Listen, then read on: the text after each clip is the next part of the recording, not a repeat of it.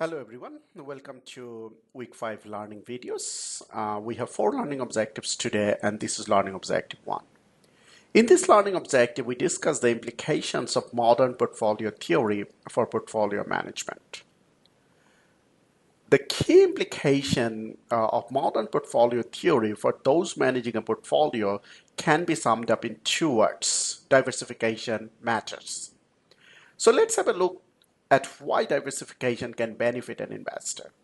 When we think about the risk of a portfolio, the risk is comprised of 2 elements: systematic risk and unsystematic risk. Systematic risk is exposure to market-wide factors, whereas unsystematic risk is the firm-specific risk. We know that through diversification, an investor can reduce the level of unsystematic risk within the portfolio. In simple terms, diversification matters because when you diversify, you eliminate this unsystematic risk, hence lowering the overall risk of a portfolio. Yet diversification does not have an adverse effect on the returns of a portfolio because the returns from portfolio are simply just the weighted average of its parts. If we explore further the impact of diversification on the risk of a portfolio, we can look at the slide that we see on the screen. What this slide details here is the average standard deviation of an equally weighted portfolio comprising n stocks, where n is any number from 1 to 1000. So what we can see is when we look at this graph is that on average, if we have a portfolio of 1 stock, we have an average standard deviation per annum of 50%.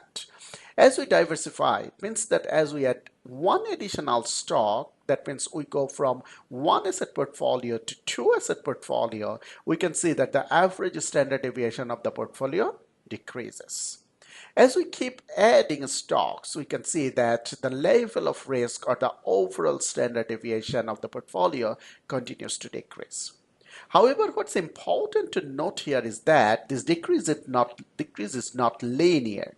That is, each additional stock that you add to your portfolio does not on average decrease risk for the same amount. When we get approximately 12 stocks in our portfolio, we can see that this line starts to get quite flat. However, there is still a marginal decrease.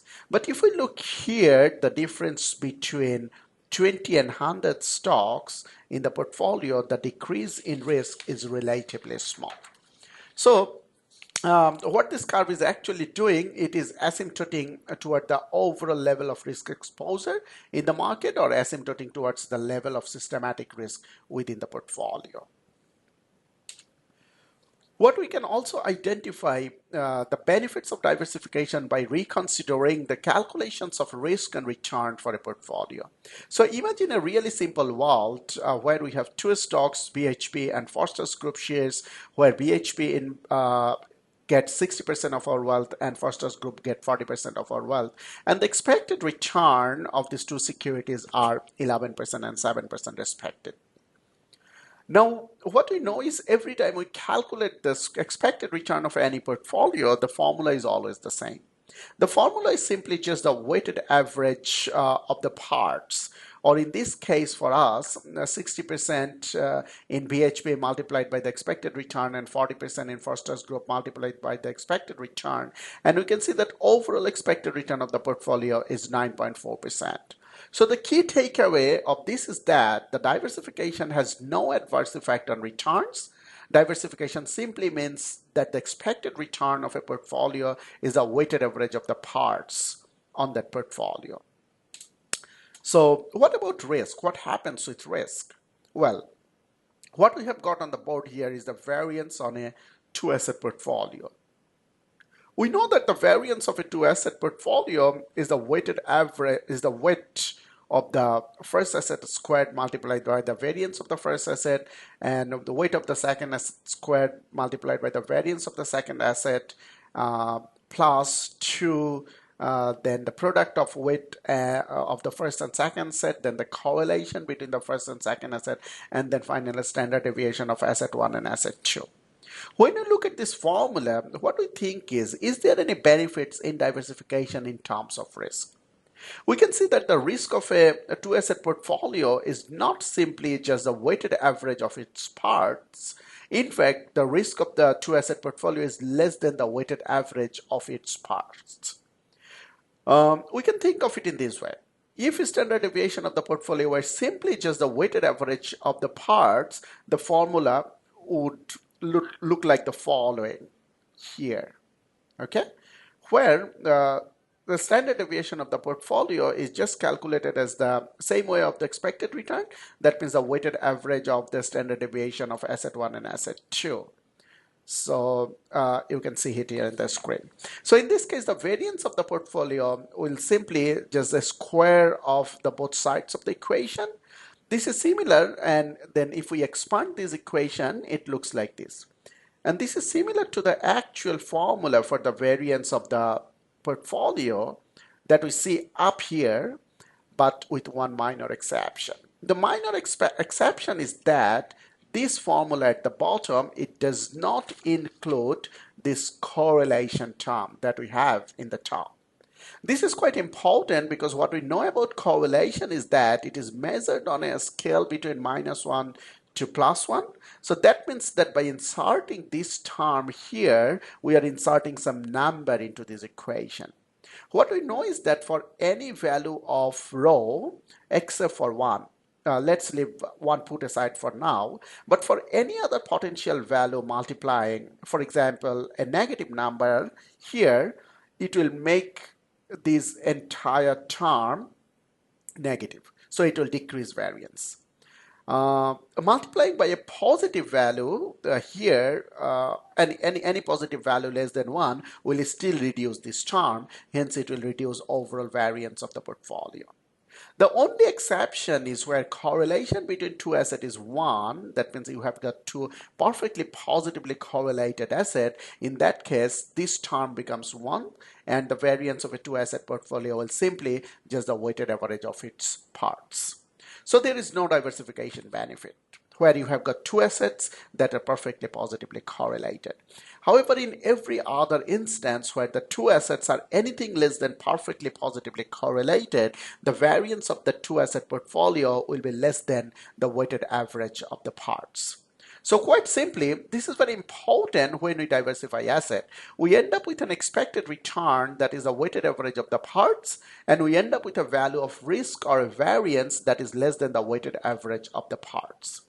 If we think about framing this in terms of Sharpe ratio, remembering a Sharpe ratio, we have got expected returns on the numerator and the risk on the denominator. Basically, what we are doing is our numerator remains unchanged because the expected return is just the weighted average of the parts, whereas the denominator is something less than the weighted average of the parts. So diversification will increase our Sharpe ratio. Another key takeaway from this formula we see on the screen here is the importance of the correlation. In fact, what we know is that the gains from diversification are closely related to the value of this correlation coefficient. That is, the lower the correlation, the greater the gains from diversification. So the closer this correlation to -1, the more reduction we will see in the overall variance of the portfolio. However, it is important to note that while a negative correlation between two assets results in additional reduction in risk, the two assets do not need to be negatively correlated for there to be benefits from diversification. We only need two assets to have a correlation less than 1.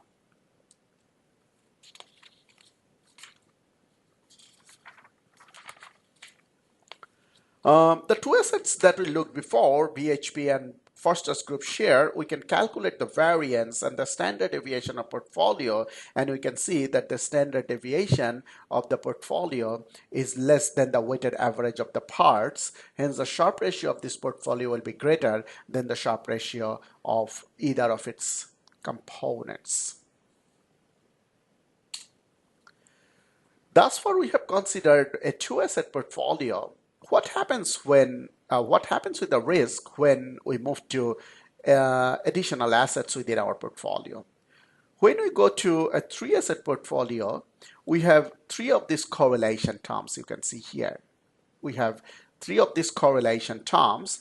And these correlation terms, you know that you see that the first one is the correlation between 1 and 2, second one is the correlation between 1 and 3, and the third one is the correlation between 2 and 3.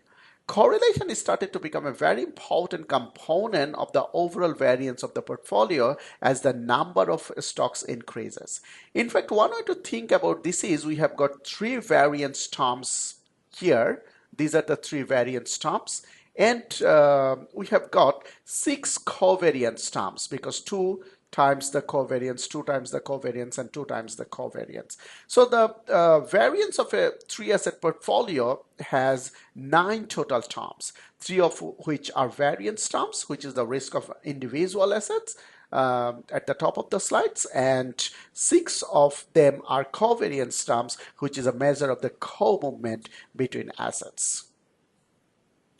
So this discussion is particularly important as we continue to expand. For example, we go to a 5-asset portfolio. The formula for the variance of a 5-asset portfolio comprises 5 variance terms and 20 of these covariance terms.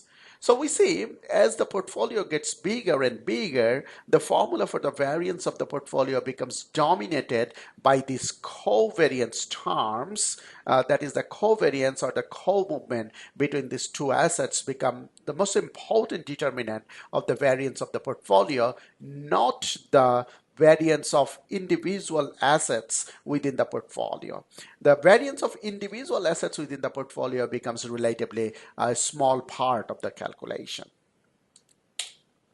So diversification benefits are greater as more asset we incorporate into a portfolio, because every time we incorporate a new asset, we are adding more and more covariance terms, hence we are able to reduce risk further and further.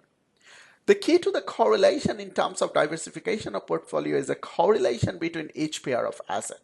Because as we have seen before, when we have a portfolio comprising n assets, then the formula for the variance of the portfolio will have n variance terms and n squared minus n covariance terms. So all we had a 5-asset portfolio where we had n equal 5 variance terms, and there were 25 minus 5, that's 20 covariance terms.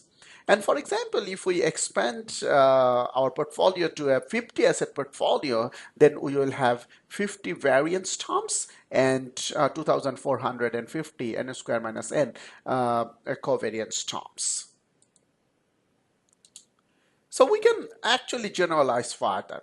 If we generalize out to an n-asset portfolio, we can actually use matrix algebra to show that the variance of an n-asset portfolio is the sum of the product of the weights and the covariance between the assets. Now this can be reduced down. We can say that if we assume that we have got an equally weighted portfolio and using historical values of covariance and variance as inputs, then the equation is reduced down to here. We can actually show that it becomes the variance of a portfolio is 1 over the n times the variance of each of the assets within the portfolio plus n minus 1 over n, the covariance between the assets in the portfolio. Now, important point to note here is if this n gets larger and larger, this term effectively disappears. So the variance of the portfolio will effectively be calculated as the average of the covariances between each of the assets. So covariance is the key determinant of the risk of a portfolio. Hence, the benefits from diversification are clearly linked with correlation. The key takeaway from portfolio management theory is that we should diversify to reduce our risk. We should not simply hold single asset portfolio. So that's the end of our discussion on Learning Objective 1. So please watch the next video for a discussion on Learning Objective 2. Thank you.